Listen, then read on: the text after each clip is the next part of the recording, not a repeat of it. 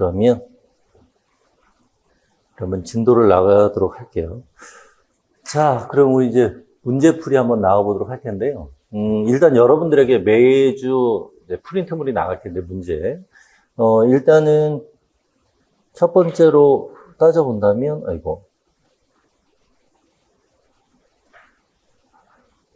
첫 번째로 본다면, 크게 세 종류 나갈 겁니다. 첫 번째는 뭐 임용 기출 문제고요. 임용 기출 문제. 그리고 임용 기출 문제 답안 나가요. 이런 식으로. 자, 그 다음에 이제 두 번째 문제가 MDP. 기출 문제. 그리고 답안 나가요.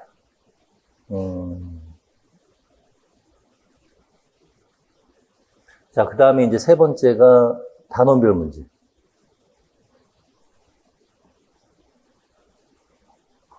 단원별 문제고요.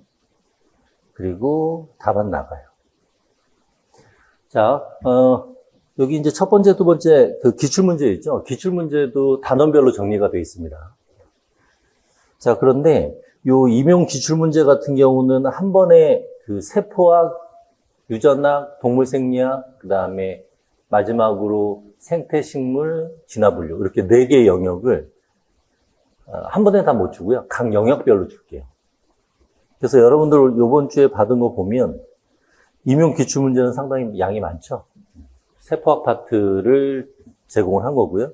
그리고 MDP 기출 문제 같은 경우, 그 다음에 단원별 문제는 챕터별로 여러분들에게 매주 제공을 할 겁니다. 진도에 맞춰서. 특히 요 2번 같은 경우 있죠. 요 미트리트 피트 같은 경우는 여러분들이 참고하라고 제공을 하는 거라서 수업 중에 해설 강의는 하지 않습니다. 그러니까 요 답안 파트에 보면 약간의 간단한 해설이 좀 첨가되어 있으니까 여러분들이 이제 문제 풀면서 참고하는 수준으로. 근데 이제 미트리트 피트 같은 경우는 1000문제가 넘죠. 전체적으로 다 하면. 그래서 되도록이면은 이제 임용과 관련된 문제만 추려서 단원별로 정리를 한 거예요. 그래도 상당히 양은 많습니다. 그리고 미트리트 피트 문제를 풀 때 너무 임용 기출 문제 풀듯이 너무 자세하게 풀려고 하지 말고, 이런 형태의 문제가 임용에서도 출제될 수 있구나라고 생각을 하세요. 그러면 이제 특히 이제 그 내용뿐만 아니라 그림을 임용 기출 문제에서 응용을 해서 출제할 수가 있기 때문에 한 번 정도 여러분들이 그 그림을 보면, 본고사에서 문제로 나왔을 때 문제 푸는데 좀 용이할 수가 있으니까 요 문제는 참고만 하는 걸로. 그리고 그 추론적인 내용이 많기 때문에 너무 추론에 관련된 내용을 깊게 여러분들이 이제 파고들려고 하다 보면 시간을 많이 뺏기게 되니까 너무 미트리트 피트 문제에 대해서 디테일한 부분까지 자세히 다 완전히 푼다라는 생각보다는 보기에서 어떤 내용들이 나왔는가, 그리고 이제 그림은 어떤 그림이 이용됐는가, 요 정도만 참고하도록 합시다. 그래서 우리가 이제 그 수업 중에 나갈 것은 임용 기출 문제하고 단원별 문제인데, 임용 기출 문제도 단원별로 정리되어 있다고 했습니다. 그래서 일단 각 영역별, 각 챕터별로 어떤 내용들이 문제로 출제가 됐는지 분석한 것을 간단히 보고, 그리고 단원별 문제 나가고 기출 문제 나가고, 그런 식으로 챕터 1 끝나면 또 챕터 2에서는 어느 부분에서 문제가 나왔는지 또 한번 체크를 할 거고요. 그리고 또 단원별 문제 나가고 기출 문제 나가는 식으로 그렇게 나가도록 할게요. 자, 진도는 그렇게 나가는 걸로 하고, 여러분들에게 프린트물을 이제 나눠줄 때, 제가 문제 제공을 할 때는, 이 기출문제 같은 경우는 아까도 얘기했듯이 임용 기출문제는 영역별로 나간다고 했습니다. 세포학 나가는 그 시기에 맞춰서 세포학 먼저 제공할 거고, 나중에 유전학 파트 나갈 거고, 이렇게 나갈 거고요. 미트리트 피트 같은 경우는 진도에 맞춰서 챕터별로 제공할 거고요. 그 다음에 단원별 문제 같은 경우도 진도에 맞춰서 챕터별로 제공을 할 건데, 그 다음 주 내용을 여러분들이 미리 풀고 와야 수업 듣기가 용이하기 때문에, 요번 주에 제공할 때 요번 주 나가는 내용, 챕터뿐만 아니라 다음 주에 나가는 내용도 같이 제공했고요, 오늘은. 다음 주부터는 그 다음 주 나갈 내용을 제공을 할 거예요. 그러니까 요번 주에, 다음 주에 나갈 내용을 제공했으니까 그거 문제 풀어오고, 다음 주에 나갈 때는, 단어별 문제 제공할 때는 그 다음 주 내용으로 제공을 할게요. 그래서 수업 들어올 때 요번, 그 진도에 맞춰서, 그 문제를 좀, 단어별 문제를 가져오면 되겠습니다. 자, 요 정도로 우리 간단하게 얘기를 했고요. 그러면 우리 이제 본격적으로 내용을 한번 나가보도록 할게요. 자, 우리가 이제 크게 영역이 세포학 유전학, 동물생리학, 그 다음에 식생문제 파트인데, 일단 세포학 파트 보도록 해봅시다. 세포학은 이제 생체 고분자부터 신호전달 파트까지 이렇게 나눠서 볼 수가 있는데, 대략 유전학하고 세포학이 50%, 그 다음에 동물생리학하고 그 식생분지 파트, 식물학, 뭐 생태학, 분류진화 파트, 진화분류 파트, 그 파트 합쳐서 50%. 세포학 파트가 대략 한 22% 정도 됩니다. 그래서 그 서술형으로 바뀐 2014년도, 그 다음에 25년도, 요때 기준으로 봤을 때, 대략 22%? 그러니까 이제 골고루 하나 나온다 생각하면 되고요. 출제 양상을 보면, 여러분들 이제 생체 고분자 파트가 최근에 계속 잘 나오고 있는 상태죠. 이런 식으로. 이런 식으로 나오고 있고요. 물론 23년도, 24년도에는 좀 안 나오긴 했지만, 생체 고분자 파트 이제 종종 나오는 편이다라고 생각하면 되고, 세포막 파트가 한동안 안 나오다가 최근에 좀 나오는 양상, 이렇게 보이고 있고요. 그 다음에 세포구조 파트가 많이 나오고 있어요. 세포구조 하면은 뭐 소기관 파트, 골격 파트, 연적 파트, 이런 파트가 이제 나오고 있으니까 그런 파트는 이제 잘 체크를 해주면 되고, 자, 그 다음에 이제 효소 파트도 요 정도인데, 효소 파트 같은 경우는 보통 이제 계산 문제, 예전에 이제 나왔는데, 예전에 나오지 않은 부분으로 나온다고 한다면, 이제 가역적 억제제 파트. 그래서 뭐, 경쟁적, 불경쟁적, 혼합형, 비경쟁적, 뭐 이런 식의 그 억제자 같은 경우 이제 KM 값과 Vmax 값을 이용해서 뭐 그래프를 그리거나 또는 얘가 어떤 억제자 종류인지 그런 것들, 그런 내용들이 나올 가능성이 큽니다. 그래서 효소 파트는 뭐 요 정도 최근에 좀 나왔다 정도로 생각하면 되고요. 세포 파트 같은 경우는 예전에 물론 이제 세포 내 신호 전달 위주로 문제가 나왔고요. 그리고 그 신호 전달 과정에서 억제자가 관여할 텐데 그 억제자에 의해서 ATP가 생성되는 정도, 뭐 전자 전달 속도 이런 것들이 이제 예전에 많이 나왔어요. 특히 지금 요 색깔 이렇게 칠한 부분이 있죠. 요 2009년도, 2013년도 이때는 객관식 문제였어요. 그러다 보니까 이러한 세포 문제가 많이 나온 편이었는데 그 이후로도 이제 억제자 파트와 관련해서 문제가 좀 나왔습니다. 근데 한동안 계속 안 나왔어요. 요때 한번 잠깐 나오고. 그에 비해서 광합성 파트는 많이 나오고 있습니다.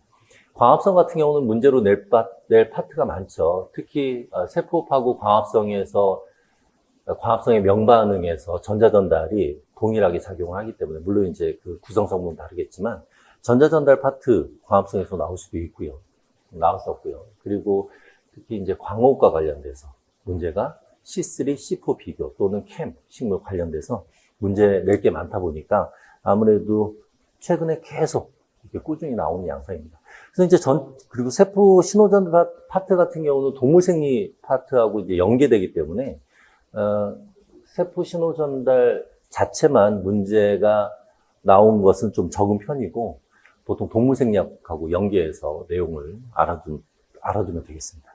그래서 전체적으로 봤을 때는 생체 고분자 파트, 그 다음에 세포구조 파트, 광합성 파트가 좀 많이 출제가 되는 부분이다라고 생각하면 되고, 이걸 뭐 작년에 나왔으니까 안 나오겠지 이렇게 생각하고 공부하기엔 좀 무리가 있어요. 그런 것들을 좀 염두에 두고 대신 예측을 할 수 있습니다. 일단 우리 생체 고분자 파트 한번 보도록 할까요? 우리 내용을 한번 보면 생체 고분자 파트에서는 뭐 생물 특징이라든가 뭐 이런 얘기도 쭉 있고, 기본적인 얘기들. 그 다음으로 이제 나오는 얘기가 산염기에 대한 얘기하고 pH와 pKa 파트. 요 파트에 관련돼서는 요 방정식 문제가 나왔어요. 2014년도에는 방정식 자체를 쓰라는 문제. 그 다음에 2018년도에서는 이제 그 방정식 자체보다는 약간 응용한 식도 쓰고 계산한 값도 쓰라는 그런 문제가 나왔습니다. 그래서 이 방정식은 여러분들이 외워둬야 되고요. 그 다음으로 많이 나오는 거 보면 이제 그 다음으로 생체 고분자 파트인데 고분자 하면은 탄수화물, 지질, 단백질, 핵산이 있죠. 특히 단백질이 하는 역할이 많잖아요. 그래서 단백질과 관련돼서 문제가 많이 나왔습니다. 보면 관련된 내용, 그래서 정제와 관련된 얘기, PI과 pK 관련돼서 그리고 이제 단백질 구조와 관련돼서는 공유결합, 이화결합, 이와 관련된 얘기가 나왔어요. 이따 이제 기출문제 풀다 보면 여러분들도 이제 파악이 될 겁니다. 그래서 단백질 파트의 경우에 있어서는 이러한 내용들을 특히 잘 알아둬야 되고요. 그리고 문제가 이제 예전에 객관식일 때 나왔다가 서술형일 때는 안 나왔는데 객관식일 때 나올 수 있는 가능성이 큰 부분이 요 아미노산 결정 파트.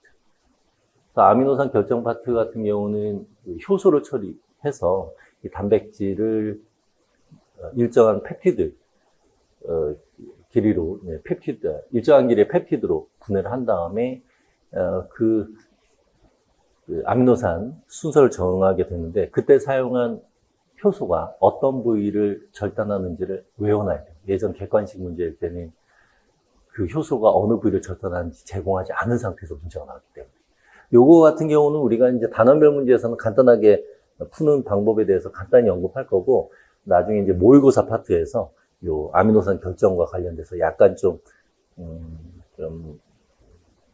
약간 복잡한 형태로 문제를 내도록 할게요. 그때 또 풀어보면서 이 결정은 아미노산 결정을 어떻게 하는지 알면 되는데 효소 어느 부위를 절단하는지 그건 꼭 알아두도록 합시다.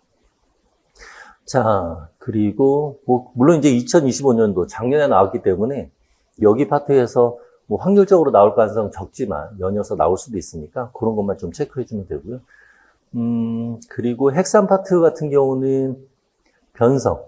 요 핵산의 경우에 있어서는 요 변성과 관련된 얘기들이 좀 나왔었습니다. 그래서 이제 또 나온다면 재생 파트 요거 같이 개념 이해해 주면 되고요. 자, 그리고 지질 같은 경우는 이 지질 자체에 대해서는 문제 나오진 않았고, 탄수화물 같은 경우는 요 펩티도 글리칸을 구성하는 단량체를 물어봤었습니다. 그러니까 이런 것들. 그래서 탄수화물, 지질, 핵산 같은 경우는 간단하게 나오는데, 주로 문제가 많이 나오는 파트는 단백질 파트다. 이 정도로 생각해 주면 되겠습니다. 그래서 여러분들이 이제 공부를 할 때도, 요 정도에서 안 나왔네? 나올 가능성이 있겠네? 이렇게 생각을 하고요. 특히 단백질 파트에서 나왔지만 이 아미노산 결정 파트는 10여 년 동안 나온 적이 없었기 때문에 기출은 됐었지만 나온 적이 없었기 때문에 나올 가능성이 좀 있다 정도로 생각하면 되겠습니다.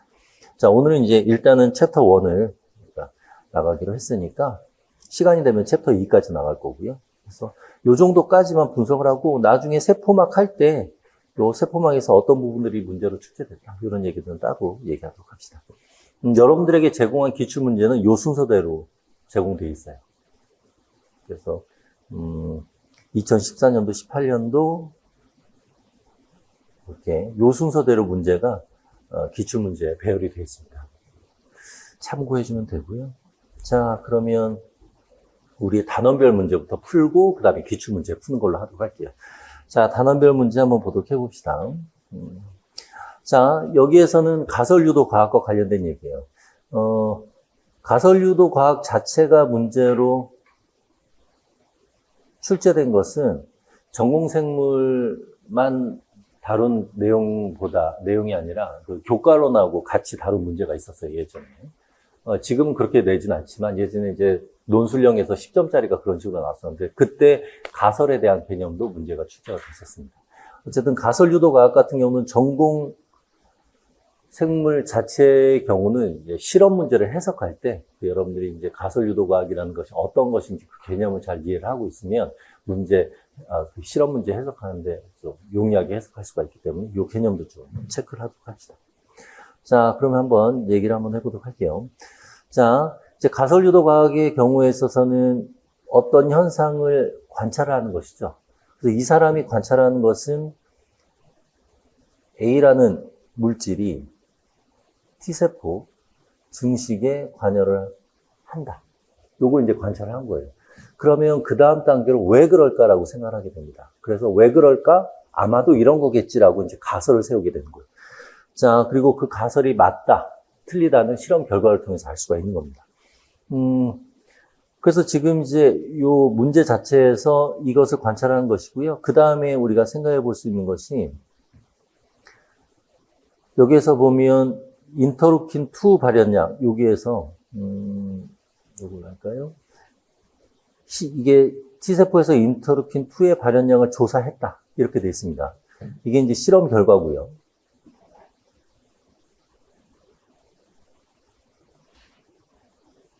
실험 결과를 이렇게 봤다는 것은 왜에 대한 답이 되는 것이죠. 그러니까 가설을 어떻게 볼 수가 있냐면, 아마도 인터루킨2가 발현이 증가하게 되면, 또는 분비가 증가하게 되면 T세포 증식에 관여할 것이다 라고 이제 가설을 세우는. 그리고 이 실험이 정당하다, 안 하다를 알기 위해서 이제 대조군 실험을 하게 되는데, 지금 여기에서 문제에서 보면, B는 인터루킨2 발현량을 증가시킨다고 알려진 물질이라고 했어요. 그러니까 B를 처리하면 무조건 인터루킨2의 발현량이 증가하는 것이니까, 여기에다가 B를 알려진, 처리한 것은 이제 양성 대조군으로 작용한다, 이렇게 보면 되겠습니다. 그래서 이 실험을 보면 바로 이 내용을 증명하는 실험이다라고 볼 수가 있어요. 자, 그리고 요번 2025년도에 그 고분자 파트에서 문제 나온 거 보면, 이 실험 과정을 좀 잘 읽어야 해석이 용이한 그런 문제가 나왔어요. 왜냐하면 실험 과정이 좀 복잡하게 되면 여러분들이 놓치는 수가 있으니까. 그래서 이 실험 과정을 여러분들이 좀 잘 체크를 할 필요는 있습니다. 자, 실험 과정을 한번 보도록 해봅시다. 실험 과정. 자, 지금 보면 T세포를 물질 A가 없는 배양액이라고 했죠. A를 처리해야 T세포 증식이 되는데, A가 없는 것을 처리했으니까 얘는 음성대조군에 해당하고요. 음성대조군 같은 경우는 우리가 실험한 그 결과, 실험군의 결과가 타당한지 아닌지, 그 의미가 있는지 없는지를 판단하는 것이죠. 자, 그 다음, 그 밑에 이따 정리한 거 보면 되니까 그거 참고하기로 하고요. 자, 그 다음에 B가 처리된 것은 무조건 인터루킨2의 발현량이 증가하는 것이니까 양성대조군에 해당한다. 그래서 이 실험이 제대로 됐는지 안 됐는지 이런 거 보는 겁니다. 그리고 A를 처리한 경우, 이 경우가 바로 실험군에 해당하죠. 그래서 이러한 용어, 대조군, 또 이러한 실험 결과, 이러한 용어들이 있는데요. 우리가 어떤 조작을 하는 것은 독립변인이라고 합니다. 그리고 그에 따라서 실험 결과가 나오게 되면 우리는 종속변인이라고 하기 때문에 그 의미 파악을 좀 할 텐데, 여러분들에게 답안을 제공을 했잖아요. 거기에 보충 설명이 있어요. 그래서 수업 중에 이제 필기라는 것보다는 여러분들에게 미리 제공을 해서 여러분들이 이제 또 수업에 좀 집중을 할 수 있게 제공을 했으니까, 그 답안에 보충 설명한 부분 여기 이렇게 나와 있는데 그거 참고하면 되겠습니다. 여러분들이 이 용어는 헷갈리지 않도록 좀 알아두도록 하세요. 앞에서 언급했듯이 이제 가설의 개념이라는 것은 잠정적인 결론이고요. 그리고 이 내용들, 대조군이 어떤 의미인지 간단하게 그 의미만 제대로 파악하면 되겠죠. 특히 이제 독립변인이라고 하는 것은 앞에서 양성대조군, 음성대조군, 또 실험군에서 처리한 이런 것들, 그리고 또 배제 조성도 실험 결과에 영향을 미칠 수가 있기 때문에 이런 것들이 다 독립변인에 해당하고요. 그리고 조작변인이라는 것은 실험군에 처리한 것이 조작변인입니다. 그래서 A 처리한 것이 조작변인이고, 그에 따라서 실험 결과가 조작한 변인에 따라서 따라오는 것이기 때문에 종속변인 것이기 때문에 종속변이라고 하고요. 그런데 조작변인이라는 것은 한 가지만 처리해야 돼요. 그래서 단일 조작변인을 처리하고 나머지는 모두 이외의 조건은 동일한 것, 변인 통제. 그래서 이러한 용어들이, 의외로 이러한 용어들을 문제로 물어봅니다. 그러니까 예를 들어서 이러한 변인 통제 같은 경우는 문제로 나올 수가 있는 거죠. 예전에 교과론에서 이 변인 통제가 출제가 됐나? 어쨌든 이러한 용어는 좀 체크를 하도록 합시다. 자, 그럼 다시 돌아가서요. 그 내용을 다시 한번 보도록 해봅시다. 앞에서도 언급했듯이 실험군에서는 조작변인, A 처리한 것이 조작변인이고 실험 결과가 바로 종속변인이라고 했었죠.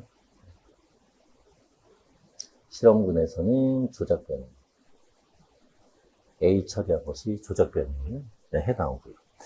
자, 그러면 결과를 한번 보도록 해봅시다. 자, 물질 B라는 것은 항상 인터루킨 2의 발현량을 증가시킨다고 했었죠. 그러니까 실험의 정확성은 파악을 한 겁니다. 자, 그 다음에 이제 실험 결과를 봤더니 이 음성대조군이 처리하지 않은 것과 비교를 했을 때 이렇게 증가가 되는 것을 확인할 수가 있으니까 가설이 맞다라고 결론을 내릴 수가 있는 겁니다.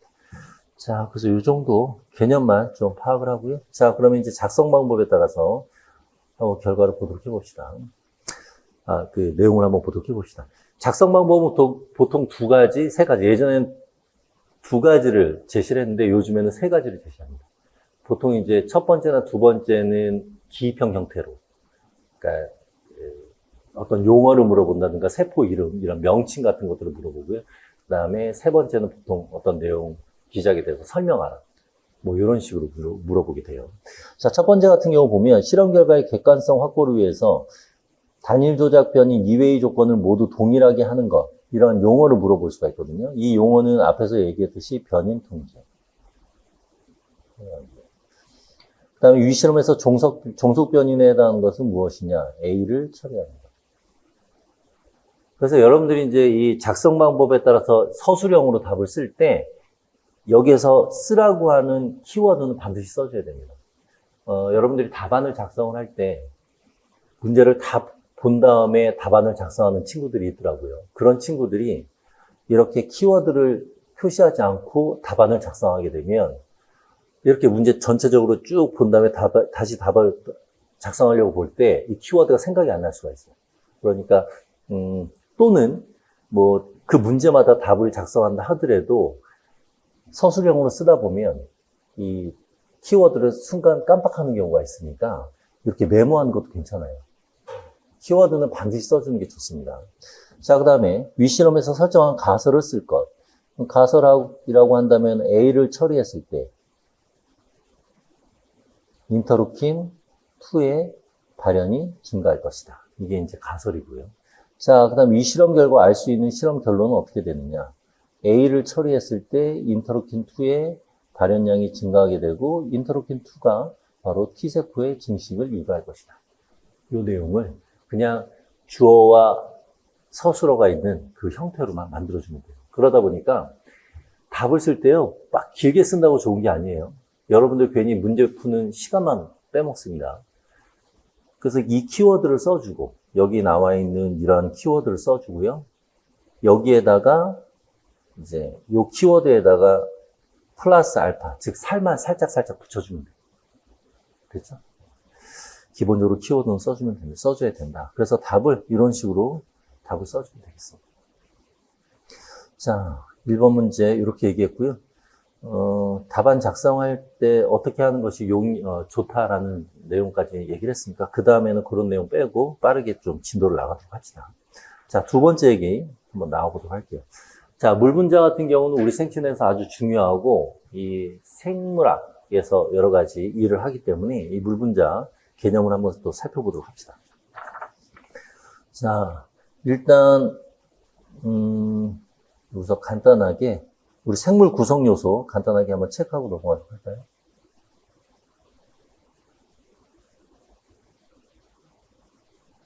기본적으로 가장 우리 몸에서 많이 차지하는 것이 물이고, 그 다음에 고분자,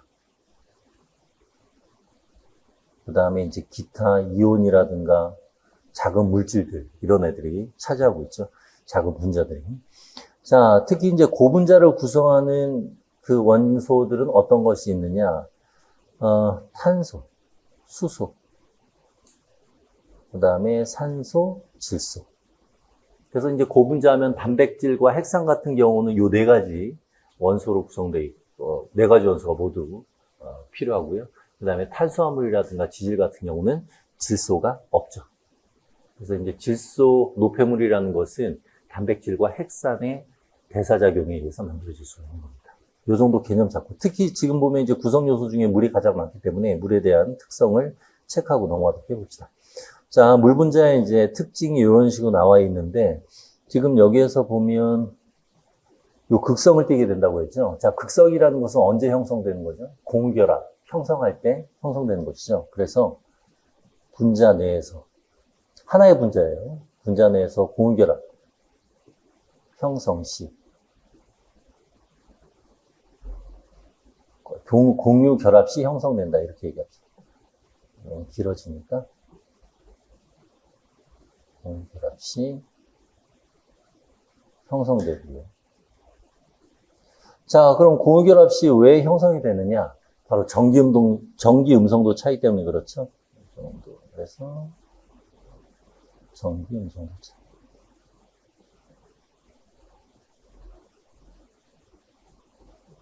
자, 앞에서 얘기했듯이 고분자를 구성하는 것은 4개의 원소라고 했습니다. 그래서 4개의 원소 간의 전기 음성도만 우리가 좀 간단하게 비교를 해주면 되겠어요.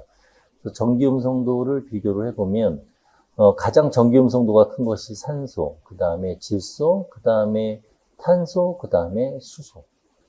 이런 식으로 전기 음성도가 구성이 되어 있습니다. 그러니까 얘네들, 이 원자 간의 공유결합이 일어나게 되면 극성이 발생한다라고 볼 수가 있는데, 화학에서는 물론 다 그 극성이 발생한다고 얘기하지만 생물학에서는 좀 얘기가 달라요. 생물학 같은 경우는 이 탄소하고 수소 간의 이 전기 음성도 차이가 적기 때문에 이 탄소와 수소가 공유결합을 했을 때는 그 극성이 발생하지 않는다.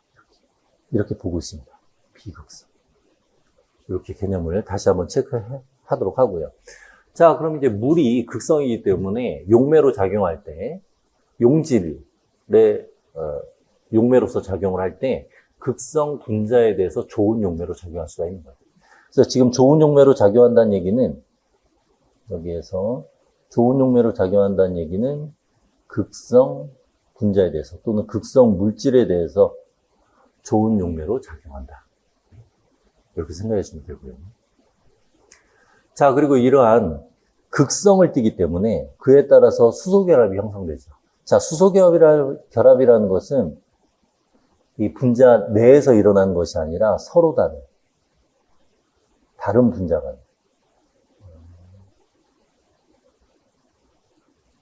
다른 물 분자 간, 다른 물 분자 간의 수소결합이 형성되는 것입니다. 그래서 하나의 그 물은 4개까지 가능하죠. 다른 4개의 물 분자와 수소결합이 가능하기 때문에 물이라는 것은 상당히 수소결합을 끊으려면 에너지가 많이 필요합니다. 그러다 보니까 기화열도 높고요. 그 다음에 표면장력도 강하고요. 그 다음에 이 수소결합을 하게 되면 일정한 거리를 유지해야 되니까 고체가 됐을 때 원래는 밀도가 가장 커야 돼요. 즉 부피가 가장 작아야 되지만 4도씨 액체에 비해서 얼음이라는 고체는 원자 간의 일정한 거리, 수소결합 때문에 거리 유지하다 보니까 부피가 커져서 오히려 얼음이 4도씨 액체 상태의 물보다 밀도가 더 높죠. 그래서 이제 호수에서 또는 일반 물에서 얼음이 얼 때는 얼음이 가라앉는 것이 아니라 표면에 얼게 됩니다. 그러다 보니까 이제 생태학적으로 의미가 있어요. 그래서 이 지금 수소결합이 형성되면서 우리 그 생물학에서 미치는 영향을 보면 일단 높은 기화열이라는 것은 체온 조절 관련돼 있고요. 특히 체온 조절할 때는 체온을 떨어뜨리죠. 체온을 떨어뜨리면서 체온 조절을 하는 것이고요. 강한 표면장력이라는 것은 물관을 통한 물 수송과 관련이 있고요. 그래서 식물에서 물관을 통한 물 수송 관련이 있다. 이렇게 보면 되고요. 자, 그 다음에 최대 밀도. 이건 이제 수중 생태계가 겨울철에 유지될 수 있게 해주는 겁니다. 수중 생태계 유지. 그래서 이제 체온 조절 같은 경우는 이제 동물 생리학 파트에서 항상성 조절과 관련이 있고, 물수송 같은 경우는 식물학에서, 그 다음에 수중 생태계에 관련돼서는 생태학에서 관련이 있죠. 예전에 생태학에서 그 호수 얘기해놓고, 수온 또는 밀도를 답으로 쓰는 그런 문제가 출제가 된 적이 있었습니다. 어쨌든 그것도 나중에 기출문제 풀면서 다루면 되고요. 자, 그럼 물 분자와 관련돼서 한번 문제 풀어봅시다. 자, A, B, C는 생물학적 기능을 나타내는 것이다. 체온 조절, 호수 생태계 유지, 그리고 식물의 물관을 통한 물의 이동, 해당하는 것을 써라. 그러면 A, 순서대로 쓰는 거죠. 그래서 A, C, B 이렇게 답을 써주면 되고요. 자, 그 다음에 두 번째. 물이 극성물질에 대해서 좋은 용매로 사용되는 이유를 열역학 제2법칙에 따라서 제2법칙을 제시해서 설명할 것. 열역학 제2법칙, 제1법칙이 뭐죠? 에너지 보존 법칙이 이제 제1법칙이고요. 그 다음에 제2법칙은 엔트로피. 엔트로피가 증가하는 반응이 자발적 반응이다. 라는 것이니까 요 얘기를 써주면 됩니다. 이제 엔트로피라는 개념은 무질서도죠. 무질서도가 증가하는 방향으로 일어나게 된다. 그래서 요 얘기를 써주면 되는 겁니다. 그래서 좋은 용매로 사용되는 이유는 무엇이냐? 그러면 이 물이 엔트로피를 증가시켜서, 즉 무질서도를 증가시켜서 자발적 반응을 유발하기 때문이다. 이러한 내용들을 써주면 되겠습니다. 그래서 키워드를 이제 써서 문장만 만들어주면 돼요.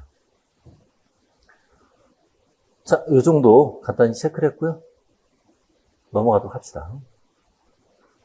자, 보통 이제 고분자 파트, 특히 이제 단백질 파트에서 문제로 많이 나오는 얘기가 pKa, 산염기, 그 다음에 PI, 그 적정 곡선 가지고서 그런 내용들이 나오기 때문에 이 내용은 잘 이해를 해줘야 되겠죠. 자, 세 번째 문제 한번 보도록 해봅시다. 자, 여기서 이제 완충액과 pKa에 대한 그런 문제가 나와 있어요. 자, 어떤 완충력은 pH 변화에 저항한다.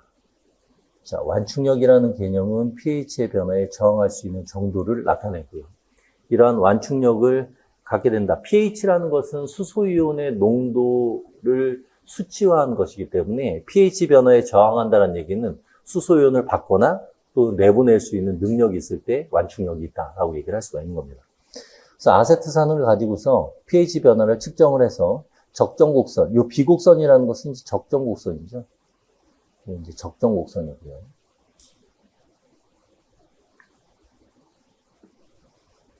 그래서 이 B는 적정 곡선을 나타내고 그 다음에 여기에서 또 나와 있는 것이 A 곡선. 얘는 완충력을 나타낸다. 이렇게 되어 있습니다. 그 완충 능력이 가장 좋을 때가 언제이냐? 가장 피크를 구성할 때, 바로 이때가 완충 능력이 가장 좋을 때겠죠? 자, 그럼 완충 능력이 가장 좋을 때는 적정 곡선 중에서 지금 여기에 나와 있는 것처럼 이러한 기울기가 거의 제로에 가까운 그 시점에서 완충 능력이 가장 좋다. 그래서 이제 완충 구간이 있고 완충 능력이 가장 좋다. 이렇게 얘기를 할 수가 있어요. 자, 그러면 이 개념을 알기 위해서는 우리가 pKa에 대한 개념을 얘기를 할 수가 있어요. 왜냐하면 지금 이 시점에서 이 B 부분 있죠? 이 B 부분. 이 B 완충 능력이 가장 좋은 요때에 이 pH 값, 이 pH 값이 바로 pKa에 해당합니다. pKa. 그래서 여기서 이제 B의 pH가 4.76이라고 했는데 이 4.76이 바로 아세트산의 pKa. 자, 그럼 pKa에 대한 개념을 알아둬야 되니까 우리가 이제 물론 수업 시간에 배웠지만 여기서 한번 체크를 한번 해보도록 합시다. 이것도 잘 이해를 해줘야 적정 곡선 관련된 문제 여러분들이 충분히 풀 수가 있으니까. 자, HA라는 건 이제 수소이온이 결합되어 있는 어떤 물질이 있다고 봅시다. A라는 건 나머지 부위에 해당하고요. 자, 얘는 해리가 될 수도 있고요. 다시 또 그 역반응이 일어날 수가 있는데 H 플러스 그 다음에 나머지 부분 양이온을 잃었으니까 마이너스로 표현하는 겁니다. 실제로 운전할 뛴다라는 개념보다는. 자, 그러면 이제 산염기에 대한 개념을 한번 보면 HA라는 건 수소이온을 주변 수용에 내놓을 수가 있죠. 그래서 얘는 산이라고 하고요. 그 다음에 A-라는 것은 주변의 수소이온과 결합을 해서 주변 수소이온 농도를 떨어뜨릴 수가 있습니다. 이런 물질을 우리가 염기라고 합니다. 자, 특히 HA가 헬이 돼서 H 플러스 A-가 될 때 이것을 우리가 헬이 상수라고 하고요. 이것을 KA라고 표현하는 거예요. 그래서 KA는 헬이 상수, KA는 어떻게 정리하느냐? HA분의 여기서 이제 대괄호 하면 농도죠. 그리고 H 플러스 농도, 그 다음에 A 마이너스 농도로 이렇게 구하죠. 여기까지 됐죠? 자, 우리가 이제 pH 구할 때 수소이온 농도에 마이너스 로그 10 값을 상용 로그를 붙여서 마이너스 상용 로그를 붙여서 구하듯이 여기에서도 마찬가지로 마이너스입니다. 로그 상용 로그를 붙여요. 그러면 pKa라고 얘기를 할 수가 있고요. 요 pKa는 여기에서 보면 요 수소이온 마이너스 로그 붙일 때 이 전체에 붙일 때 곱하기는 덧셈으로 빼질 수가 있으니까 요 수소이온은 pH가 되는 거고요. 마이너스 로그 10을 붙인 겁니다. 그 다음에 오른쪽을 빼면 마이너스 로그 10이니까 마이너스 로그 10. 그 다음에 오른쪽 내용을 써주면 돼요. 이런 식으로 구하는 것이죠. 이 과정을 일부러 쓰는 이유가 여러분들이 좀 다시 한번 제대로 이해를 할 필요가 있기 때문에 얘기를 하는 겁니다. 자, 그 다음에 이제 pKa라는 거, pKa가 요 아니라 KA가 이제 해리상수라고 했었고요. 나중에 기출문제에서 요 개념을 다시 한번 또 언급을 하도록 할게요. 자, 그럼 이제 얘네들은 이제 정리할 수가 있죠. pH를 왼쪽으로 뽑고요. 자, 그 다음에 pKa를 오른쪽으로 보내서 정리를 하고, 로그는 pKa하고 같이 옮기게 되면 플러스로 바뀌겠죠, 이제. 그리고 로그 10. 상용 로그고요. HA, 그 다음에 A 마이너스. 이렇게.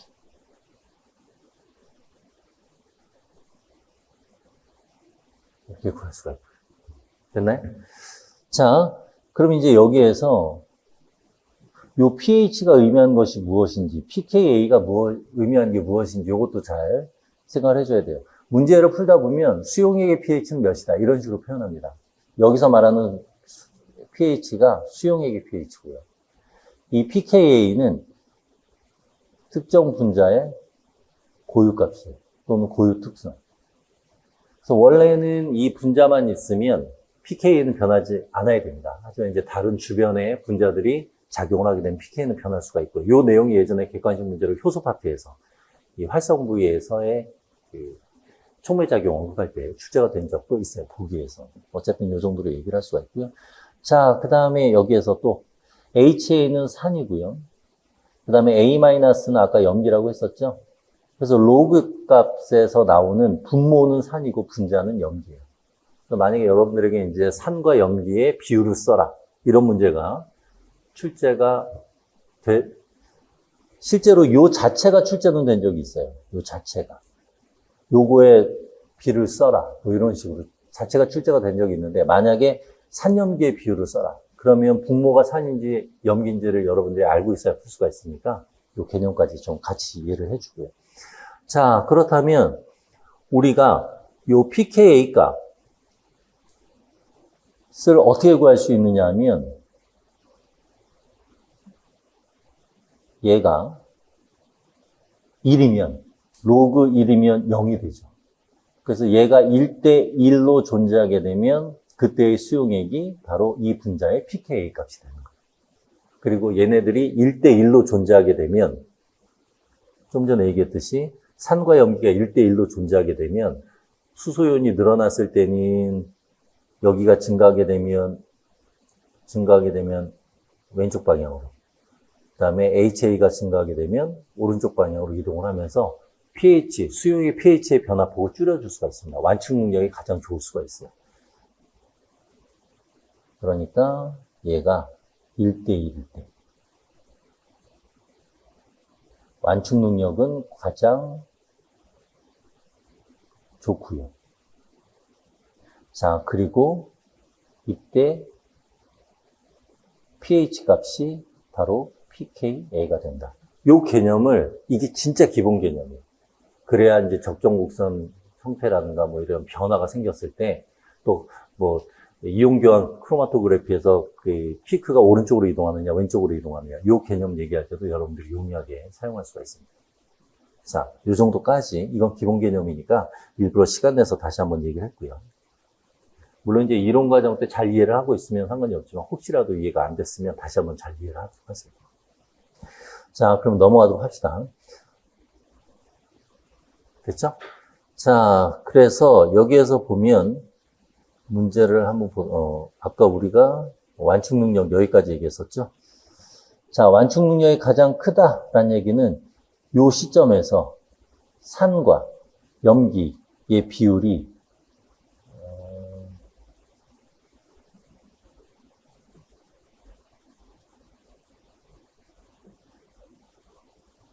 산과 염기의 농도가 같다라는 얘기고요. 그리고 앞에서도 얘기했듯이 이때의 pH는 pKa에 해당한다. 그래서 4.676이 아세트산의 pKa다. 이렇게 얘기를 할 수가 있는 겁니다. 이게 이제 기본적인 개념이에요. 자, 그러면 이 기본 개념 다시 한번 체크를 해봤고요. 이 내용을 문제 한번 풀어보도록 해봅시다. 자, 작성 방법에 따라 서술하시오. 이렇게 되어 있는데, 화학식으로 보이는 pK 값을 구하는 등식. 요거 실제로 쓰라는 기출문제 출제됐다고 했습니다. 응용을 할 때도 필요하니까 등식은 알아두도록 하고요. 자, 그 다음에 이 산, 그리고 염기가 1대1인 곳은 가장 완충 능력이 큰 B지점. 이렇게 보면 되고요. 자, 그 다음에 세 번째. 아세트산이 혈액 내에서 완충 용액으로 사용될 수 있는지 없는지. 혈액이라는 것은 pH 7이고요. 대략. 그 다음에 아세트산의 pKa 값은 4.76이고요. 그러니까 이 아세트산 같은 경우는 4.76 근처에서 완충 능력이 있기 때문에 pH 7에서는 완충 능력을 갖지 않죠. 완충작용을 할 수가 없으니까 혈액 내에서는 완충제로서 사용할 수가 없다. 이렇게 써주면 되겠습니다. 그렇죠? 여러분들 그 답안지에 이러한 내용들 다 정리가 되어 있으니까 그거 참고해 주면 되겠습니다. 자, 그럼 이제 4번으로 넘어가도록 할게요. 자, 4번 같은 게 이제 중합체 관련돼서인데, 요거 같은 경우는 이제 기입형으로 문제로 출제될 가능성이 높습니다. 그래서 글리코겐 형성됐을 때 포도당에 어떤 물질이 결합해서 작용을 하느냐. 이런 식으로. 예전에 이와 비슷한 문제가 어디서 출제됐냐면, 유전학 파트, 번역 파트에서 출제가 됐었죠. 그래서, 번역 파트에서,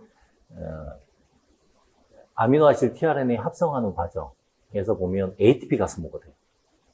그때는 이제 이때 소모되는 물질이 무엇이냐, ATP 이렇게 쓰라는 문제가 나왔지만 거기에서 ATP 대신에 AMP가 먼저 아미노산에 결합을 하는데 그런 형태로 물어볼 수도 있습니다.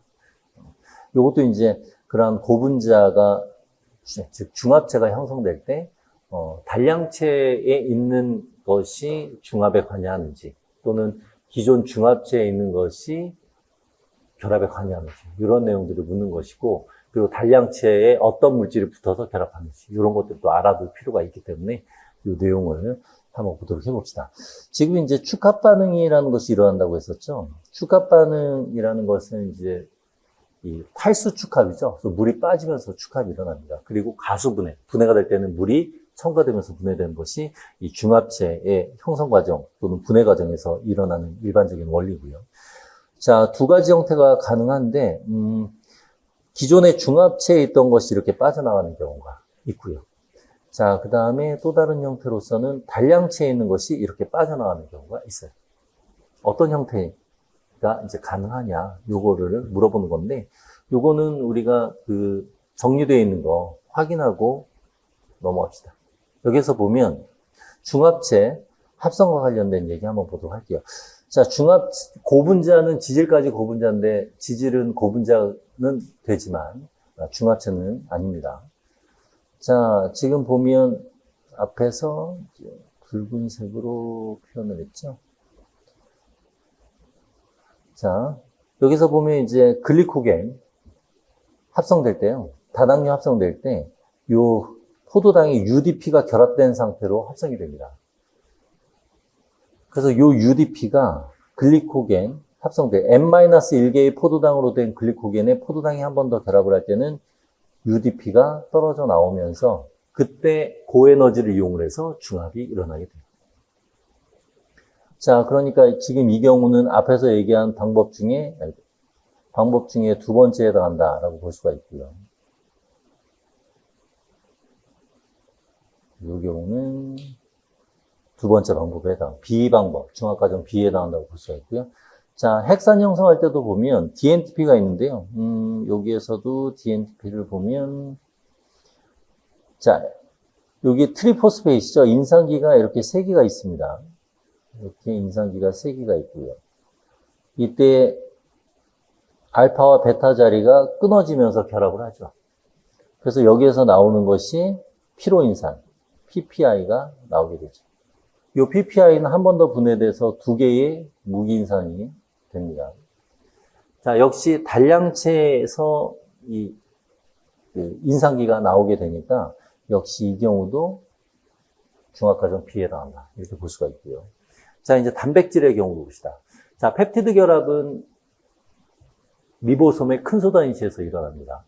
자, 큰 소단위치에는 P 사이트하고 A 사이트가 있죠. P 사이트에는 펩티드 tRNA, A 사이트에는 아미노아시드 tRNA 이렇게 있는데 여기에서 펩티드에 있는 tRNA가 요 tRNA가 제거가 되는 거죠. 요게 여기에서 이렇게 나오게 됩니다.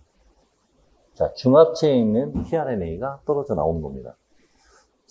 자, 그러니까 이 경우에 있어서는 중학과정 A에 해당한다. 이렇게 볼 수가 있죠. 이 정도로. 자, 그래서 뭐 단백질의 경우는 A, 그 다음에 핵산이랑 다당류의 경우에 있어서 B 과정에 해당한다. 이 정도로. 그래서 펩티드 중학과정은 A를 통해서 이루어질 수가 있고요. A를 통해서. 그 다음에 7번에 해당하는 물질은 무엇이냐? tRNA. 이렇게 써주면 되겠고요. 자, 그 다음에 글리코겐 합성의 경우에 있어서는 UDP가, 핵산의 합성에서는 피로인산 또는 그냥 무기인산 이렇게 표현해도 되고요.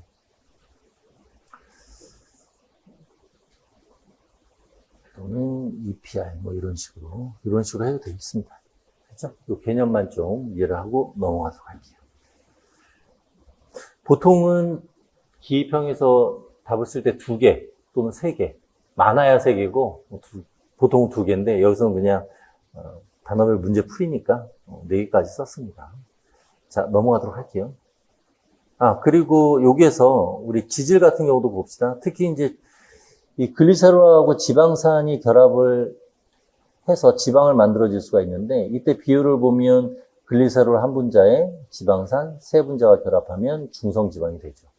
자, 이러한 글리세롤과 지방산의 결합은 공유결합입니다. 이 공유결합은 에스테르 결합인데 이 에스테르 결합 같은 경우는 일반적인 환경에 살고 있는 우리 진핵생물, 그 다음에 진정세균 같은 경우고요. 그 다음에 고세균 같은 경우는 이제 에테르 결합이라고 얘기를 하는데 요게 이제 우리말로 표현할 때 이런 식으로 표현했는데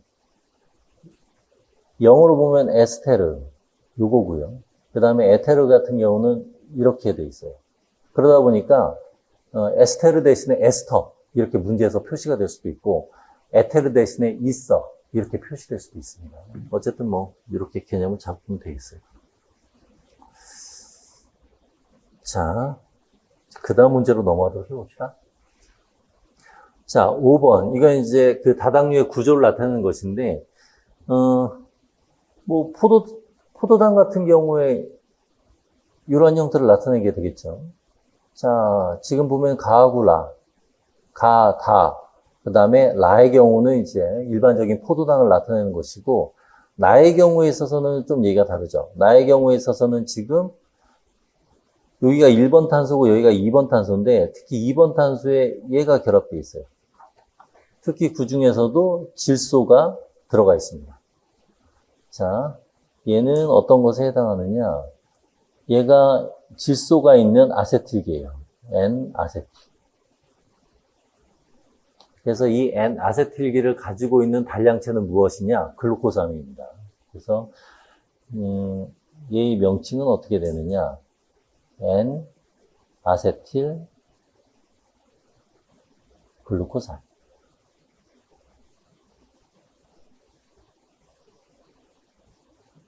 요 N-아세틸 글루코사민은 키틴을 구성하는 단량체이기도 하고, 앞에서 우리 이제 그 기출 경향 분석할 때 펩티도 글리칸에서 문제, 단량체 문제 나왔다고 했었잖아요. 펩티도 글리칸을 구성하는 단량체이기도 하고. 자, 이 정도로. 그래서 이렇게 뭔가 2번 탄소 부위에 뭔가 툭 튀어나왔다. 그러면 그냥, 이거는 키틴을 구성하는 N-아세틸 글루코사민이구나. 이렇게 개념을 잡으면 되겠습니다. 왜냐면 이제 그림 가지고서 이 단량체 이름은 이렇게 혹시라도 물어볼 수도 있고, 또는 이렇게 얘기한 다음에 이 문제처럼 얘는 어떤 다당류에 해당하느냐, 그리고 이 다당류를 구성하는 단량체는 무엇이냐, 이런 식으로 물어볼 수도 있기 때문에 그렇습니다. 자, 그럼 이제 가의 경우 한번 보도록 할까요? 지금, 예, 여기 6번 탄소, 여기 6번 탄소가 있고요. 그 다음에 1번 탄소가 있습니다. 6번 탄소와 1번 탄소가 서로 반대쪽에 있는 것이 알파형이죠. 그래서 알파형의 포도당 간의 결합으로 구성된 다당류는, 즉 알파 1사결합으로 구성된 다당류는 지금 가지구조를 형성하고 있지 않으니까 아밀로스. 자, 그 다음에 두 번째 보면은 여기 6번 탄소가 있고요. 1번 탄소가 있는데 OH가 1번 탄소의 OH가 6번 탄소하고 동일한 방향에 있죠. 이런 경우는 베타. 그래서 베타 1사결합. 여기서 이제 4라고 하는 것은 이 글리코시드 결합을 하는데 1번과 4번이 결합을 하고 있기 때문에 그렇습니다. 그래서 이 경우에 있어서는 역시 가지구조를 형성하지 않고 있는 상태이고 베타형 간의 결합이니까 셀룰로스. 요거죠. 자, 그 다음에 이제 나의 경우에 있어서는 키틴. 나는 키틴이고요. 라의 경우에 있어서는 가지구조를 갖고 있죠. 그래서 알파 1사결합, 베타가 아니죠. 알파 16결합. 요게 이제 알파 16결합이죠. 자, 16결합이 있게 되면 이제 가지구조를 형성하게 됩니다. 그래서 알파 1사결합과 알파 16결합을 모두 가지고 있는 형태니까 얘는 글리코겐. 동물의 경우는 글리코겐이고 식물의 경우에 있어서는 아밀로펙틴. 이렇게 얘기를 할 수가 있습니다. 아밀로펙틴과 아밀로스 중에 요오드 반응에 반응하는 녹말 성분은 뭐죠? 아밀로스. 아밀로펙틴, 이 가지구조는 반응하지 않습니다. 아밀로펙틴 같은 경우는 이러한 가지구조를 형성하다 보니까 요오드가 잘 끼어들지 못하죠. 어쨌든 그 정도로. 그래서 여기다 쓴다면 아밀로스의 경우에 있어서는 요오드 반응이 일어난다.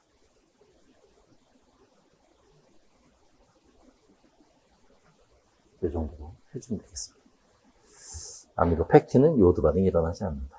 자, 그래서 여러분들에게 이런 식으로 이 구조를 이제 묻는 문제가 출제될 수도 있어요.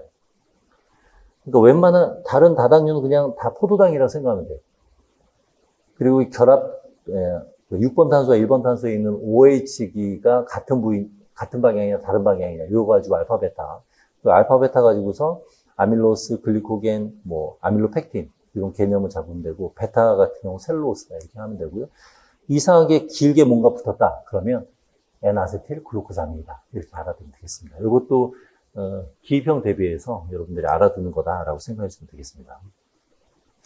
자, 그럼 작성 방법에 따라서 이제 한번 보도록 해봅시다. 자, 동물에서 저장성 다당류. 동물이라고 돼 있죠? 저장성 다당류 하면은 글리코겐. 글리코겐이니까 라.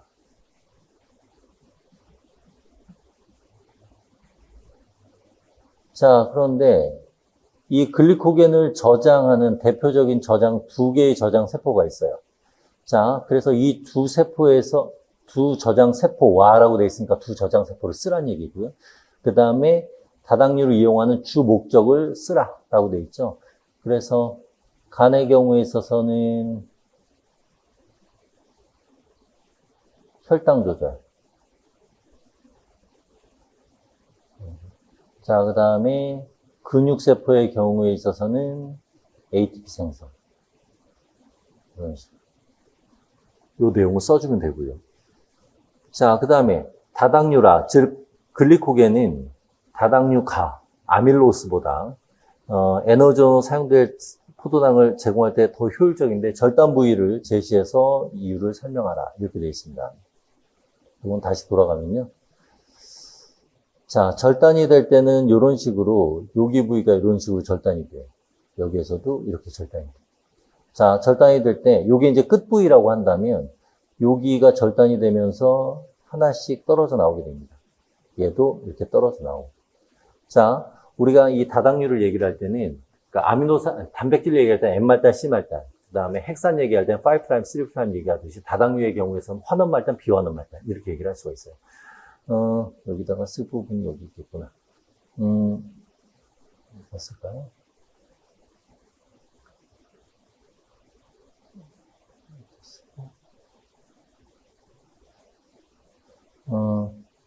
우리가 그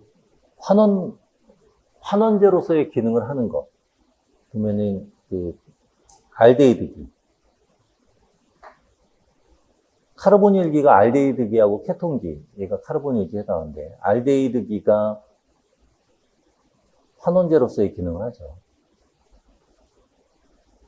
그래서 알데히드기가 노출될 수 있는 부분은 우리가 환원말단, 노출되지 못하는 부분은 비환원말단이라고 하는데, 이 알데히드기와 케톤기는 서로가 이성질체이기 때문에 전환이 잘 될 수 있습니다. 그래서 케톤기는 알데히드기로 전환된 다음에 환원제로 작용을 할 수가 있어요. 자, 알데히드기는 1번 탄소에 있고요. 이 포도당 같은 경우. 그 다음에 케톤기는 2번 탄소에 있습니다. 자, 그러다 보니까 지금 앞에서도 언급했듯이 이 결합에 참여하는 부분이 1번 탄소, 결합에 참여하지 않은 부분이 4번 탄소예요. 이러한 형태를 지금 그래서 요 4번 탄소, 요게 끝이라고 한다면 여기 부위가 여기 있는 것이 끝에 있는 포도당이라고 한다면 여기에서 4번 탄소는 환원제로서 작용할 수가 없죠. 자, 1번 탄소 같은 경우는 결합에 참여하고 있어요. 그러니까 지금 노출되어 있는 건 4번 탄소고 4번 탄소는 이러한 알데히드기나 케톤기가 아니기 때문에 환원제로 작용할 수가 없으니까 이곳이 비환원 말단 부분에 해당하고요.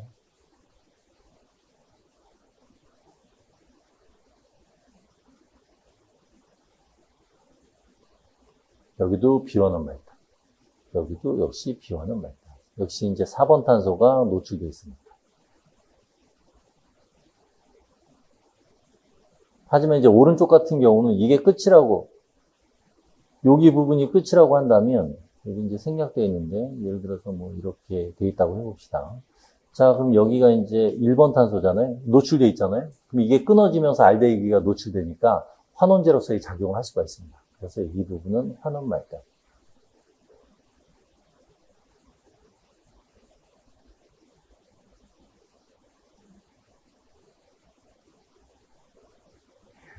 그래서 포도당이 하나하나 끊어질 때요. 비환원 말단에서 포도당이 하나하나 끊어지게 됩니다.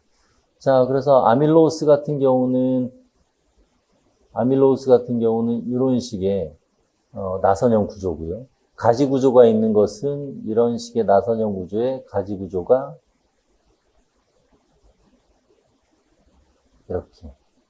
이렇게 되는 거잖아요. 그래서 왼쪽 파트, 요 파트가 떨어져 나오는 거예요. 한 번에. 분해될 때. 포도당 하나하나 떨어져 나오니까. 그래서 일정 시간 동안에 이 나선형 구조, 아밀로스 같은 경우는 포도당 하나 떨어져 나온다고 한다면 글리코겐 같은 경우는 지금 보는 것처럼 한 번에 3개가 나올 수가 있죠. 그러니까 아무래도 이 가지 구조가 더 많은 포도당을 일정 시간 동안 빠르게 제공할 수가 있다. 이렇게 답 써주면 되겠습니다. 이 개념만 이해하면 돼요. 자, 그래서 절단 부위를 제시하라. 그러면 비환원 말단. 이 내용을 써서 해주면 되겠습니다. 그래서 이제 답을 보면 분해 요소에 의해서 비환원 말단 부위가 잘린다. 그래서 라인 글리코겐이 아밀로스보다 비환원 말단수가 더 많으니까 포도당을 일정 시간 동안에 빠르게 제공할 수가 있다. 이런 개념만 좀 생각을 해주면 되겠습니다.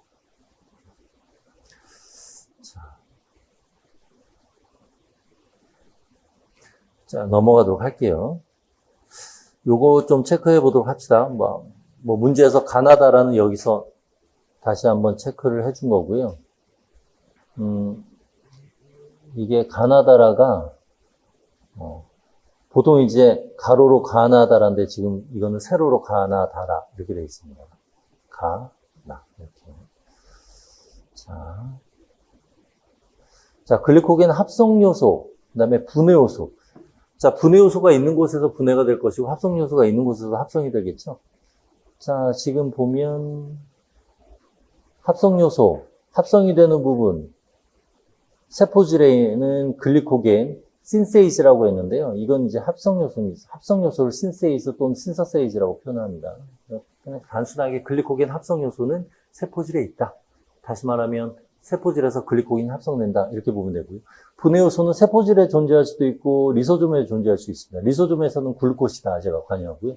세포질에서는 포스포릴라제가 관여하는데 이거는 가인산 분해 요소. 가인산 분해 요소니까 인산기를 붙여서 분해를 한다는 얘기죠. 그래서 포스파타제라는 탈인산 효소하고는 다릅니다. 탈인산 요소하고는 다르고요. 자, 그래서 가인산 분해 요소다 보니까 인산기를 하나 붙이면서 떼는 겁니다. 그래서 1번 탄소가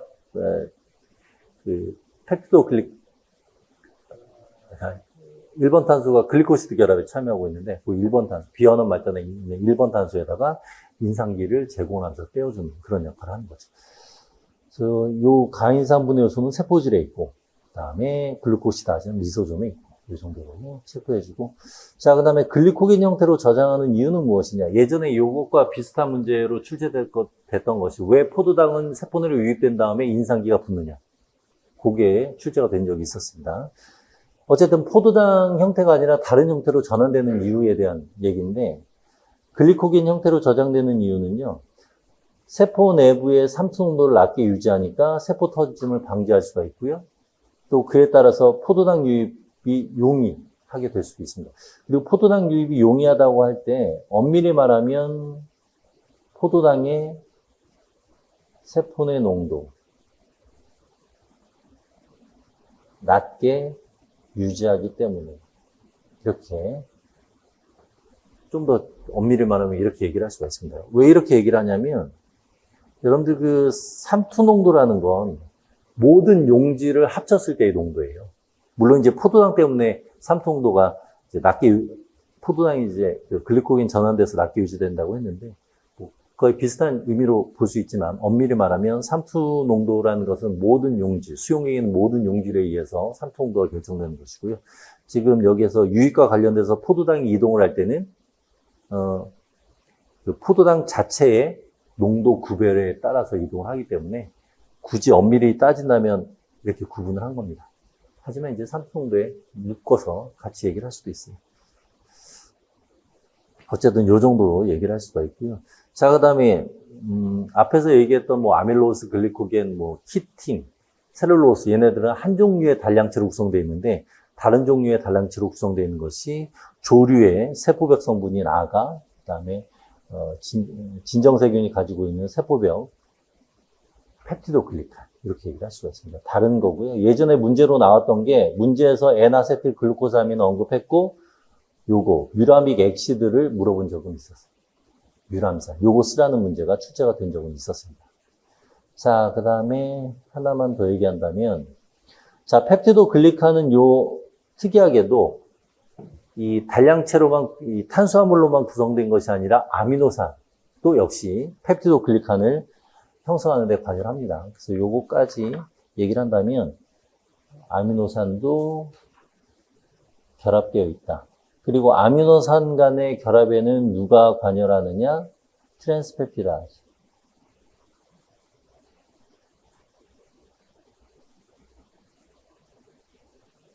얘가 관여를 한다. 아직. 하나만 더 얘기해 볼까요? 트랜스펩티다제는 누가 억제하죠? 페니실린이 비가역적으로 억제를 합니다. 자, 그리고 펩티도글리칸에는 아미노산 L, D 타입 아미노산이 모두 존재.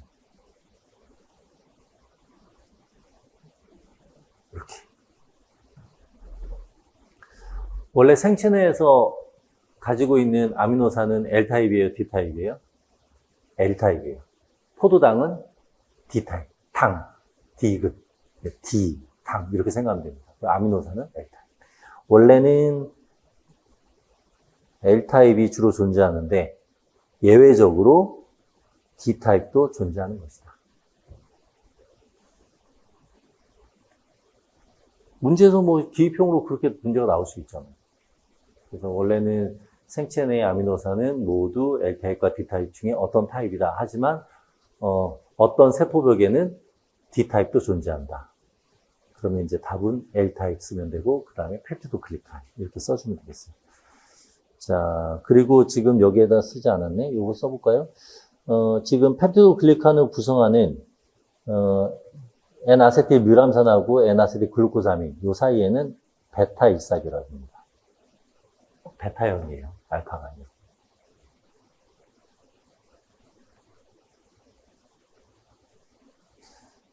우리 아까 키틴도 썼나요? 키틴 안 썼네. 키틴도 베타예요. 키틴도 베타 일삭이야.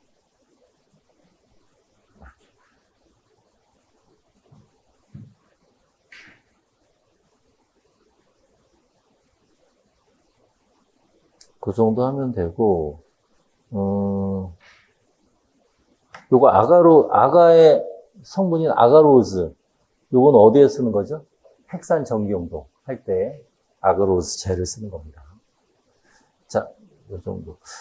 역시 아가로즈도 아밀로스처럼 나선형, 그 다음에 아가로펙틴, 가주형, 가주죠. 그렇게 생각해 주면 돼요.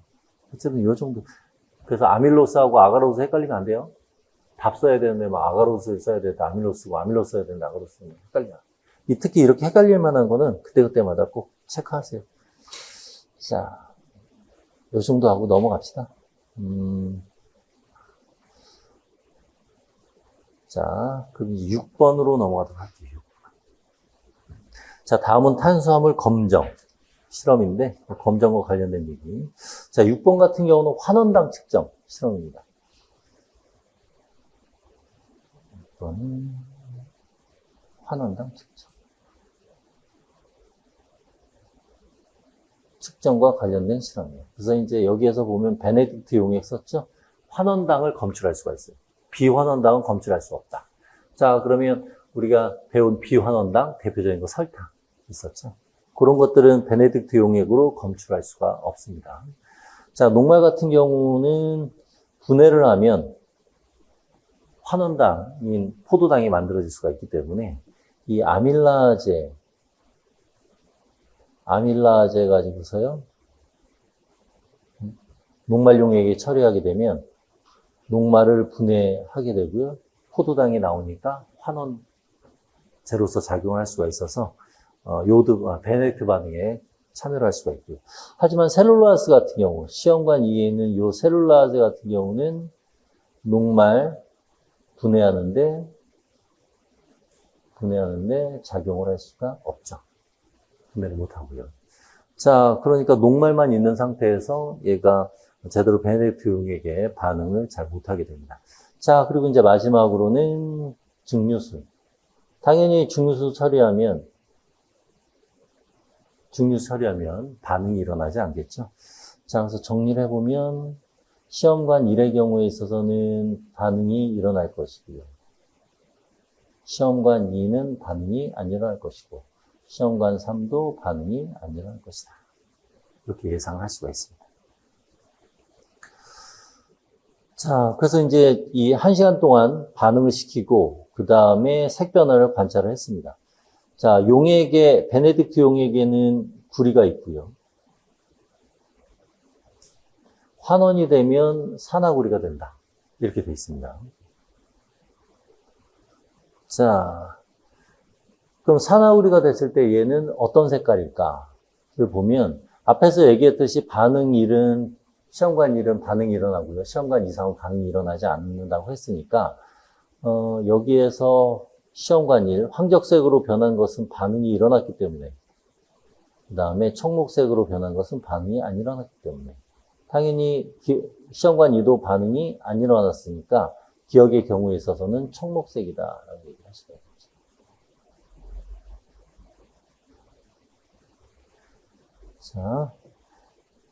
자, 그러면 환원시 이 구리, 환원된 구리는 얘는 홍적색. 그럼 베네딕트 용액에 있는 구리이온, 그러니까 베네딕트 용액 같은 경우는 얘는 청록색.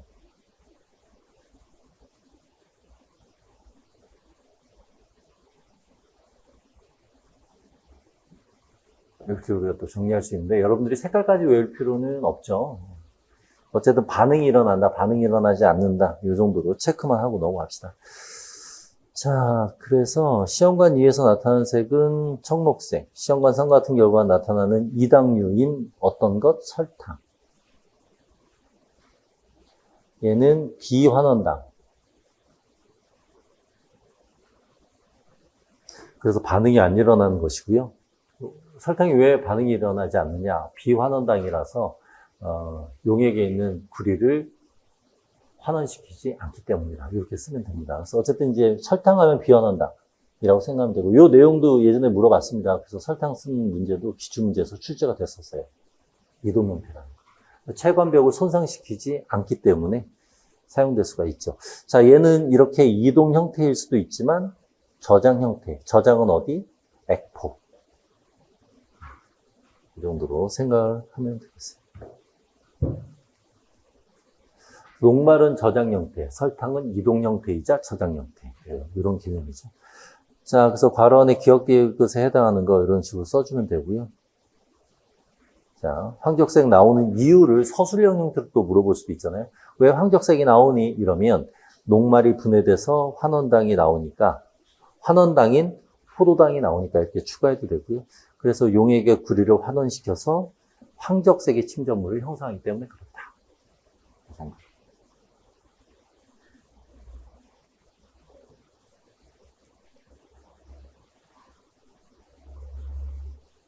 자, 됐죠? 자, 그럼 이제 7번으로 넘어가도록 해봅시다. 우리 지질 파트 한번 보도록 할게요. 자, 지질의 구조를 나타내는 것이다 라고 되어 있는데, 탄화수소 꼬리에 카르복실기가 있으면 지방산입니다. 왜냐면 문제 나올 때 이렇게 구조 가지고서 여러분들이 그 명칭을 물어보는 문제가 나올 수도 있기 때문에 그래요. 예전에 이제 대표적으로 나온 것 중에 이제 연접 물어본 거, 데스모점 물어본 거. 그래서 연접에는 뭐 부착 연접도 있고 데스모점도 있는데, 부착 연접은 미세 섬유, 그래서 액틴 두 가닥이 두 사슬이 꼬여있는 형태로 연결되어 있으면 그건 부착 연접. 그 다음에 이제 중간 섬유 막 이렇게 털 달리듯이 막 복잡하게 다 붙어 있는 형태로 이제 그림이 나왔었는데, 그건 데스모점. 데스모점을 쓰라는 문제가 나왔었기 때문에 그 그림 보고서 이 명칭을 알아둘 필요도 있습니다. 자, 그래서 여기가 이제 카르복실기고요. 카르복실기에 탄화수소 꼬리가 있는 것. 그래서 이 지질 A의 경우에 있어서는 지방산. 여기서 이제 꺾인 구조, 꺾여 있는 부분이 탄소고, 그 수소 결합되어 있는 거는 표시를 따로 하지 않은 것이죠. 자, 지금 A 같은 경우는 지방산 중에서도 포화지방산, 불포화지방산 중에 어떤 거? 불포화지방산. 여기 있잖아요. 이중 결합이 있기 때문에 불포화. 하나라도 있으면 불포화. 라고 얘기를 할 수가 있습니다. 자, 이 정도로 하면 되고요. 자, 그 다음에 이제 지질 B의 경우 한번 봅시다. 자, B의 경우는 이러한 고리 구조가 있죠. 대표적인 지질인 콜레스테롤.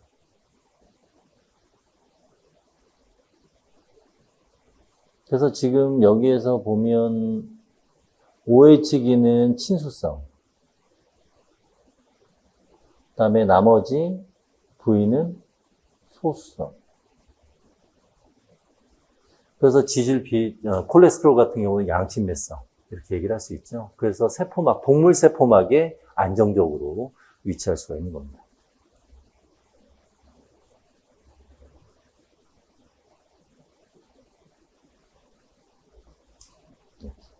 자, 그 다음에 이제 지질 C. 지질 C의 경우에 있어서는 지금 여기에서 보면 이제 글리세롤이 여기 이렇게 있어요. 글리세롤은 탄소 3개짜리죠. 여기가 이제 글리세롤. 자, 그리고 지방산. 3개가 붙어 있죠. 그러니까 지질 C는 글리세롤 하나에 지방산 3개가 있는 중성지방.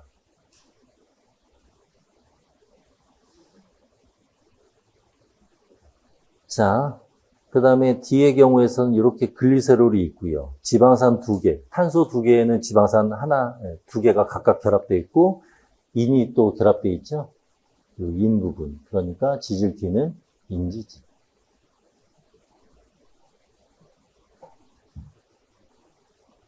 그런 식으로 여러분들이 지질 종류 따져볼 때 이런 식으로 따져볼 수가 있습니다. 됐죠? 자, 그러면 이제 문제 한번 봅시다. 지방세포에서 주로 저장되는 대표적 저장성 지질은 당연히 중성지방이니까 C에 해당하겠죠? 뭐 여기서 뭐 A, B, C, D 중에 골라 써라 그런 얘기 없으니까 그냥 중성지방 이렇게 써주면 되겠죠. 또는 C 이렇게 같이. 혹시 모르니까요. 보통은 이제 A냐 C냐 이렇게 물어봅니다. 그리고 그에 해당하는 물질을 써라. 예전에 배설기에서 그런 식으로 문제가 출제된 적이 있었어요. 그런 거 고려해서 여기에서도 이런 문제가 나온다면 A부터 D 중에 어떤 지질이냐 그리고 그 명칭을 써라. 그런 식으로 문제가 나올 겁니다. 자, 그리고 이러한 중성지방은 이자에서 분비되는 어떤 호르몬에 의해서 분해가 촉진된대요. 분해가 촉진된다는 얘기는 이 중성지방을 에너지로 사용하겠다는 거잖아요. 그러면 에너지로 사용한다는 얘기는 우리가 밥을 먹었을 때는 이미 우리 소화기를 통해서 포도당을 많이 흡수했으니까 굳이 에너지 사용하려고 중성지방 분해할 필요는 없겠죠. 그러니까 이제 밥을 안 먹었을 때, 에너지 부족할 때, 그때는 중성지방, 저장된 중성지방을 사용하는 겁니다. 그러니까 인슐린이 아니라, 밥 먹었을 때 분비되는 인슐린이 아니라, 글루카곤. 혈당량 떨어졌을 때 분비되는 글루카곤이라는 호르몬. 그러니까 우리가 보통 이런 이자 호르몬 하면 인슐린만 자꾸 생각할 수가 있는데요. 글루카곤 물어볼 수도 있습니다. 이거 헷갈리면 안 되고요. 자, 식물에서는 글리옥시존. 글리옥시점이라는 것은 퍼옥시점의 전구체죠. 글리옥시점을 통해서 지방산으로부터 당이 합성될 수 있지만 동물에서는 지방산으로부터 당이 합성될 수가 없습니다. 그래서 식물의 경우는 이용되지만 식물에서는 당 생성에 이용되지만 동물에서는 이용될 수 없는 것은 중성지방이 아니고요. 지방산이에요. 중성지방은 이용될 수 있죠. 글리세롤이 이용될 수가 있잖아요. 그죠? 그러니까 여기다가 중성지방 쓰면 안 되고 지방산을 써야 됩니다. 자, 그 다음에 동물에서는 어디에서 이 지방산이 합성되느냐? 세포지. 합성 장소도 물어볼 수가 있습니다. 분해 장소는 퍼옥시점 이런 거죠. 자, 그래서 요 내용 정리한 거는 여기 있습니다. 지방산 합성. 동물의 경우는 세포질이고요. 식물의 경우는 엽록체, 스트로마에서 일어납니다. 동물은 세포질. 자, 분해가 일어날 때 동물의 경우는 퍼옥시점, 식물도 퍼옥시점인데 동물의 경우는 퍼옥시점뿐만 아니라 미토콘드리아에서도 일어날 수가 있죠. 이 정도로 보는 걸로 하도록 합시다. 자, 여기에서 그러면 우리 하나만 더 정리를 할게요. 여기 아래 부분에다 정리할까요? 여기 아래 부분에다가 하나만 더 얘기하고 넘어갑시다. 그 정도 하면 되겠네요. 자, 지방 분해와 관련돼서는 에너지가 필요할 때예요. 그래서 글리코겐이 분비되면 지방세포에서 중성지방이 분해될 수가 있다고 했습니다. 그런데 에피네프린이 작용을 해도 글리코겐이 아니라 글루카곤. 자, 얘네들이 작용을 하면 지방세포에서 중성지방이 분해되는 거예요. 이 과정 한번 보도록 할게요. 자, 얘네들이 결합하는 수용체는 GPCR이고요. 그럼 GPCR이 활성화되면 G단백질이 활성화되고 세포막에는 아데닐산 고리아 효소 활성화되고요. 그러다 보면 사이클릭 AMP 자, 중간 생략하고요. G단백질, 아데닐산 고리아 효소, 아데닐 사이클라제 생략하고 이제 결과만 보면 사이클릭 AMP 생성량 증가하게 되고요. 자, 그러면 이제 이 합성이 증가한 애들이 기존에 있던 pKa 결합을 해서 pKa를 활성화시킵니다. 그럼 이 pKa가 인산화를 시키죠. 자, 세포잖아요. 그럼 세포질량은 친수성이에요. 중성지방은 소수성. 그러니까 이 중성지방을 친수성 환경으로부터 차단을 하고 분해 요소로부터 보호할 필요가 있어요. 그래서 보호하는 이 단백질이 있습니다. 그 보호한 단백질이 페릴리핀이죠. 그래서 인산기가 결합되면 청력이 작용하니까 단백질들 사이 멀어지면서 이 중성지방 안으로 리파즈가 들어갈 수가 있는 거예요. 자, 그래서 pKa가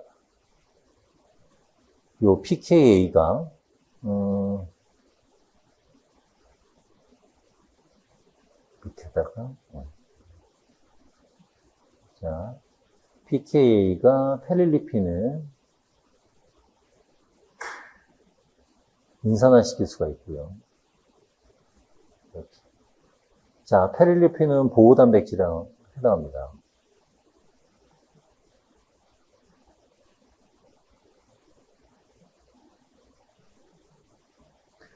자, 그러면 그 결과로 지방, 방울이 노출될 수가 있고요. 자, 그런데 pK는 또 누구도 인산화시킬 수 있느냐? 자, 지방 분해 요소인 리파즈 인산화시킬 수가 있어요. 그럼 얘는 인산기와 결합하면 활성을 나타내게 되죠. 그래서 활성을 나타내게 됐으니까 얘가 바로 이 노출된 지방 방울을 분해하게 됩니다. 그러니까 이런 문제 낼 때는 뭐 이때 관여하는 2차 신호 전달자는 무엇이냐? 뭐 이런 식으로 물어볼 수도 있고요. 이때 지방 방울이 노출되는데 지방 방울을 보호하고 있던 단백질은 무엇이냐? 이런 식으로 페릴리핀 물어볼 수도 있습니다. 또는 그림을 그려놓고서요. 기억 딱 표시해 놓을 수 있어요. 그럼 지방 덩어리가 이렇게 있고 여기 단백질들이 딱 있다. 그럼 거기에다 기억 이렇게 해놓고 기억에 해당하는 단백질을 쓸 것 이런 식으로 하면 기억을 쓸 것, 기억에 해당하는 물질을 쓸 것 그러면 페릴리핀 이런 식으로 써주면 됩니다. 자, 요 정도로 개념 잡으면 되겠고요. 우리 요거까지만, 우리 8번까지, 요 지질까지만 하고 우리 이제 좀 쉬었다 하도록 합시다. 자, 지금 8번 보면 그림은 어떤 해양생물체의 구성 성분을 분석하기 위한 실험이다. 이렇게 표시가 되어 있죠. 자, 여기서 이제 에테르를 첨가했다고 되어 있는데, 우리 요사 하나 정리하고 넘어가도록 합시다. 자, 밀도 한번 정리하고 넘어가도록 할게요. 지금 에테르를 처리했고요. 얘가 지금 수용성 완충용액에 에테르를 첨가했으니까 물과 섞여 있는 상태예요. 그리고 하나만 더하면 클로로포름.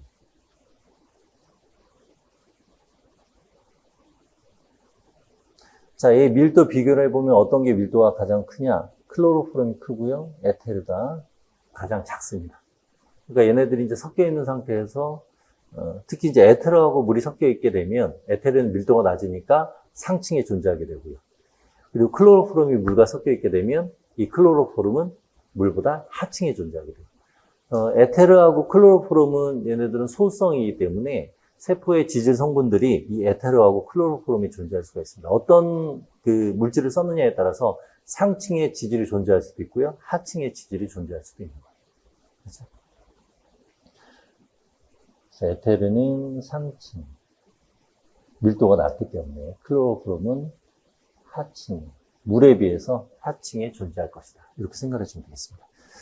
자, 그럼 한번 보도록 할까요? 자, 해양생물, 수용성. 자, 분쇄를 했습니다. 에테르를 첨가했어요. 그럼 이제 친수성인 물질, 소수성인 물질들이 물과 에테르 섞여 있는 그런 상태에서 원심 분리를 하게 되면 상층과 하층으로 이렇게 나뉠 수가 있고요.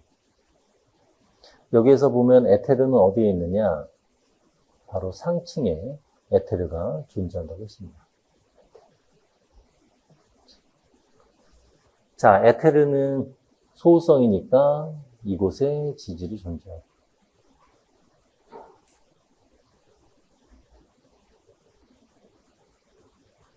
자, 그래서 에테르층만 분리를 했습니다. 그러면 X와 Y 이렇게 쭉 여러 개의 지질들이 있는데 얘네들 지질들은 다 소수성인 애들이에요. 이곳에 이제 에테르층에 있는 애들은 얘네들은 소수성인 애들.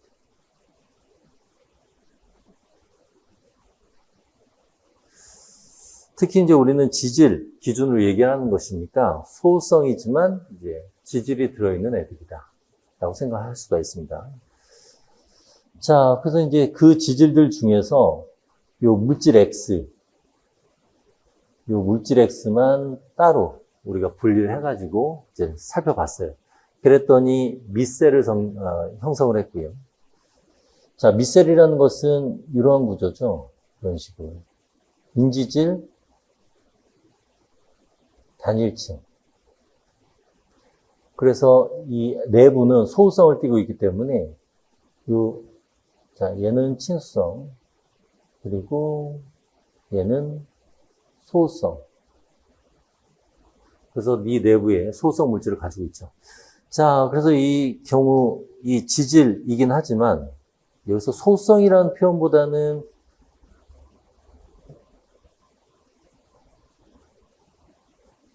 왜냐면 지질도 이제 좀 극성인 지질도 있고, 완전 소수성인 지질도 있기 때문에, 물론, 소수성인 표현도 가능하지만, 여기 문제상에서는 소수성인 표현이라기보다는 그냥 지질로 합시다.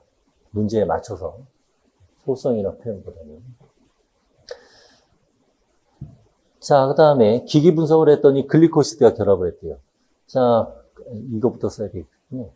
자, 그래서 밑셀을 형성했다라는 것을 통해서 우리가 알 수 있는 것은 물질 X는 친수성도 있고 소수성도 있는 양친매성이다 라는 거 알 수가 있고요.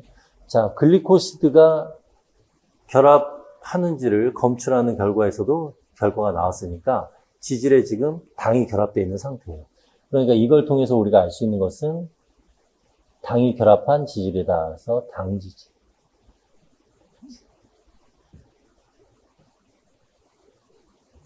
그래서 물질 X라는 것은 양친매성을 띠는 당지질이다. 이렇게 결론을 내릴 수가 있는 겁니다.